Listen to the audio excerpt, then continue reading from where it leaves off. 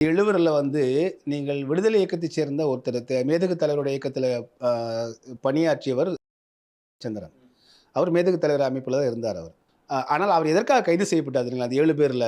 அவருக்கு வந்து ராஜீவ்காந்தி கொலை வழக்குல கைது செய்யப்படல.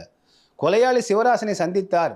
அவரோடு தொடர்பில் இருந்தாருன்னு தான் கைது பண்ணி போட்டாங்க. அவரு விடுதலை இயக்கத்தை சேர்ந்தவர். அவருக்கும் கொலைக்கு சம்மந்தமே இல்லங்கிறது வழக்கிலேயே அவர சேர்க்கப்படல. ஆனாலும் என்ன பண்ணிட்டாங்கன்னா, இப்போ அவர சேர்த்துட்டோம்னா என்ன ஆகும்? ஓ! அமைப்பை சேர்ந்தவர் தான்ப்பா இவரு. பாத்தியா எல்லாம் சேர்ந்து தான் பண்ணியிருக்காங்க. இது ஒட்டுமொத்தமாக இப்படி தான் வந்து ஒரு பிம்பப்படுத்தப்பட்டது. அதில நீங்க வந்து ங்கிறவர் வந்து பார்த்தீங்கன்னா, அவர் இப்ப தான் இறந்து போய் அவங்க ஊர்ல அடக்கம் பண்ணாங்க. ஆமா.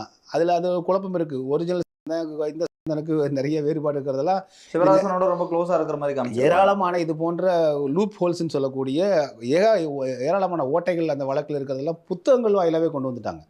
அதில சிவராசன் டாப் சீக்ரெட்ல சந்திரன் அருமையான ஒரு நூல் அவரு மொத்தத்தில அவருடைய அனுபவங்கள பூரா எழுதியிருப்பார்.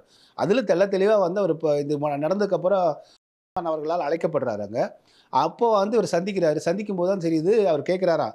ஏன்டா கண்ணாடிக்கு கரை வந்து பெங்களூர்ல இருக்கான்னு கேட்கிறாரு. கண்ணாடின்னா சிவராசன நீ அப்படி பண்ணான்ல அவன். பண்ணி போட்டு நீங்க வந்து நம்ம சொல்லி அவன் பண்ணியிருந்தா, அவன் இங்க தானே வந்திருக்கணும். அவன் ஏன் அங்க போறான்? அப்படிங்கிற கேள்வி கேட்டோனே இவருக்கு அதிர்ச்சி ஆயிருக்கு.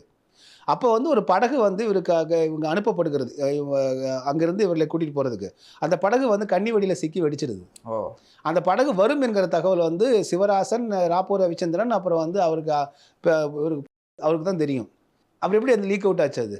அப்போ நான் அங்க போனா சிக்குனா மாட்டிப்போன்னு சொல்லிட்டு தான் பெங்களூர் தப்பி ஓடுறான்.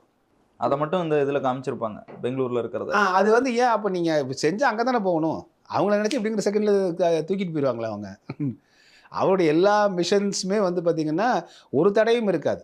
ஒன்று விடுதலை இயக்கத்தினுடைய அடிப்படை அவர்கள் நான் உங்களுக்கு ஏதாவது தகவல் சொல்லணும்னா பென்சில்ல எழுதி ஒரு பேப்பர்ல எழுதி காமிக்கணும். பேசக்கூட கூடாது. எழுதி காமிச்சுட்டு அத அப்பவே எரிச்சிரணும். எந்த ஒரு தடயத்தையும் விட்டு வைக்க மாட்டாங்க. ஆனால் ராஜீவ்காந்தி கொலை வழக்கில் அத்தனை தடயங்களும் மீண்டும் மீண்டும் விட்டு விட்டு வைக்கப்பட்டது. அதுவே எங்க அப்பன் குதிரைக்குள்ளன்னு ஆயிடுச்சு. புரிஞ்சுதுங்களா?